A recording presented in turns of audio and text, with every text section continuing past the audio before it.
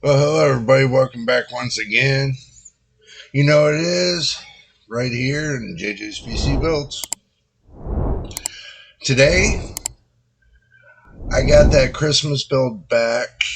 So, what I'm going to do is figure out, and I'm going to take you all along with me, why there's such a 3 second to 6 second delay for the startup on that PC. Now, I was thinking about it, and well, from what I'm hearing on the forums, that if the back plate is pushing the what do you call it, the BIOS flashback button in, it's causing the delay. So we're going to investigate it and find out if that's the problem. Now, if it's not, then I'll end up having to go through the BIOS and find out if there's something in the BIOS that's causing it. So I'm going to take y'all along with me, and we're going to investigate it. We're going to see what we can do to fix this problem. Because I noticed that on my Asus Strix motherboard, it doesn't do that. So, and I know when I had it, and I was, testing it out on the box here, I noticed it didn't do that. So that led me to believe that there was a problem going from putting it on the box to putting it into the computer. But also, too, I've noticed that, in that new case, that there was kind of a problem with the I/O shield as it was. So let's go along. Let's bring that computer and put it up on the table and see what we got cooking. Now that I brought y'all back, you probably can't hear me. Let me move the microphone over here a little bit so y'all can hear me better. Okay, thing is this. Right here is your BIOS flashback button. Okay, what I noticed that, let me take these off here. What I noticed that is this is not all the way into where it needs to be, into the socket. So what I think I'm going to do is, with it being crooked and it not plugging into the socket, we need to push it all the way in to get it not to be crooked like this. It's kind of outside this way, but it's not totally locked in this way. So we took off the Wi-Fi connections. So this case right here, you got these knurls. So what we'll do is we'll undo the knurls. We'll get the front glass off, and we'll investigate this further. Let's move that out of the way. Yeah. We want to make sure we don't lose those because you need those for the glass. Okay. So, now that we've taken this apart, what I'm going to do is I'm going to see if I can push the I/O shield forward and lock it into place. I have a feeling that it's not locked into place, that I'm having that issue of locking it into, where it needs to be. This is kind of going to stink a little bit, but, we're going to have to take this and disassemble this a little bit. I don't need to take this off. I just need enough to slide the motherboard this way so I can figure out how to fix that I/O shield. So let's go ahead and just take and disassemble this.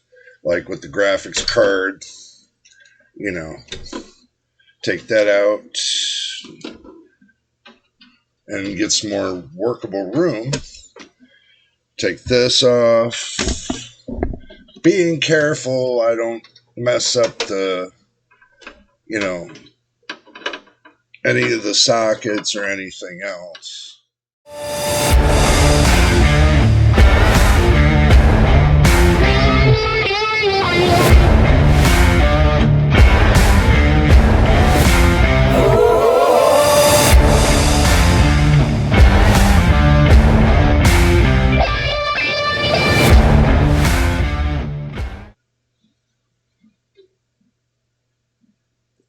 I think I know what it is. It's these right here, these ridges.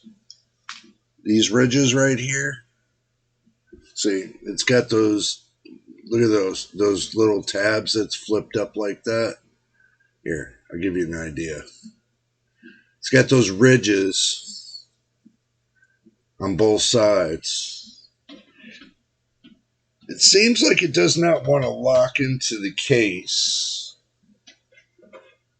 So the IO shield's rubbing against the BIOS flashback button. It's not the matter of it being too big. It's the matter of where the hole spacing is. That's what the problem is. So when you slide the motherboard in, it's pushing the button backwards. So I'm just going to tell my friend to resolve the issue, which it's not really going to make a big deal anyway. Just take the IO shield completely out. That's the only way you're going to resolve this issue.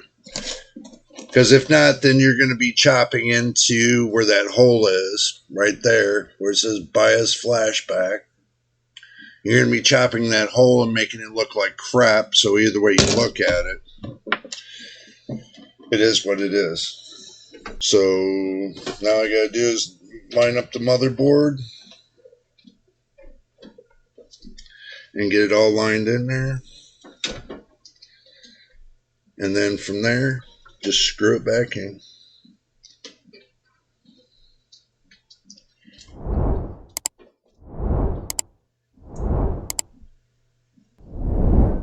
And this is a microfiber towel.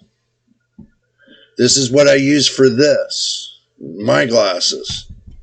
It's a microfiber towel that doesn't leave lint.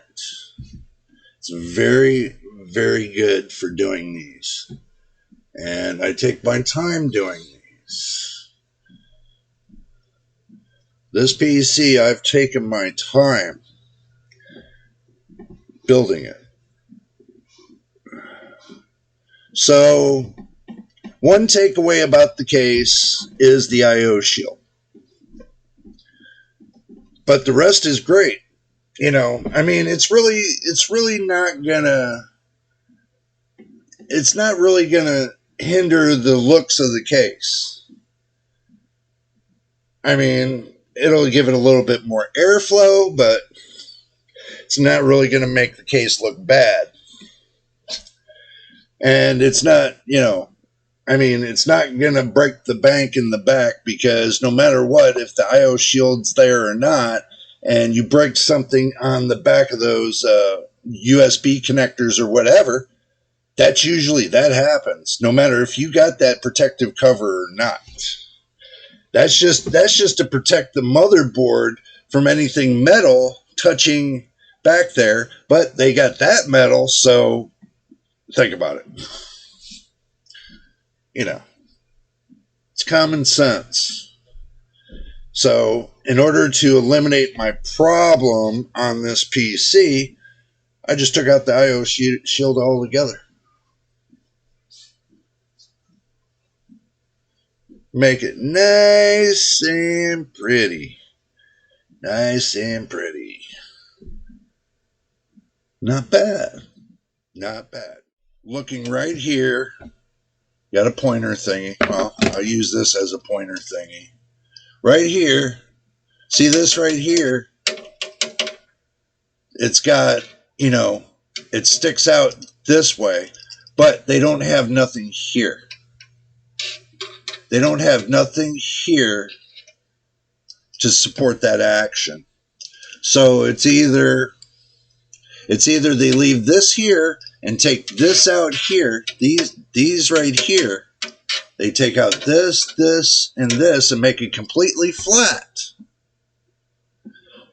Or they figure a way to lock in the cover a different way. But if you take out this one right here and this one right here, you take it out with the grinder and, you know, you just touch up paint to make sure, because that way it doesn't rust. You can take out this here, and this here, these lips.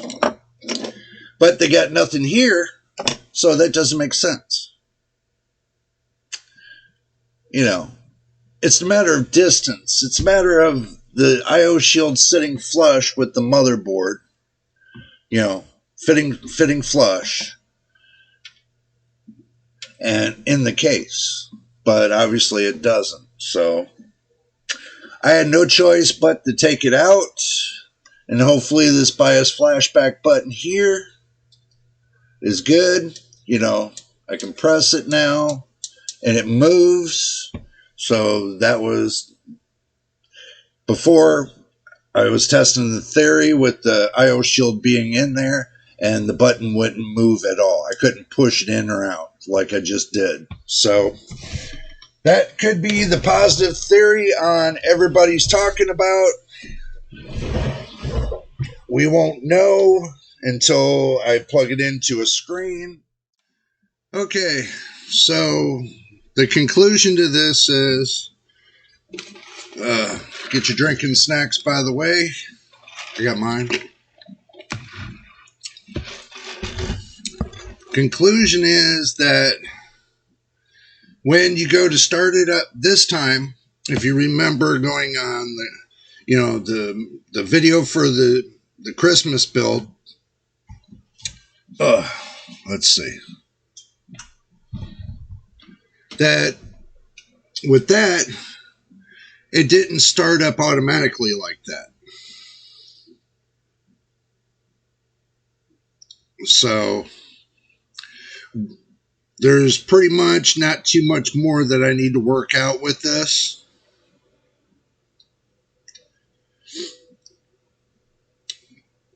So it looks like everything's working perfectly,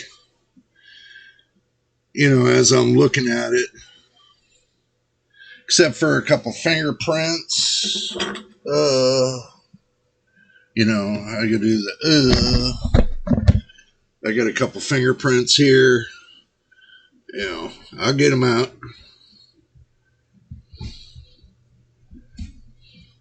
That's going to happen. Looks like I'm going to end up cleaning this again.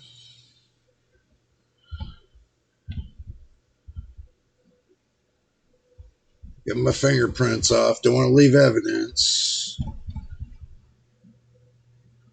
Yeah. So, oh, geez. I have more fingerprints on this than I thought.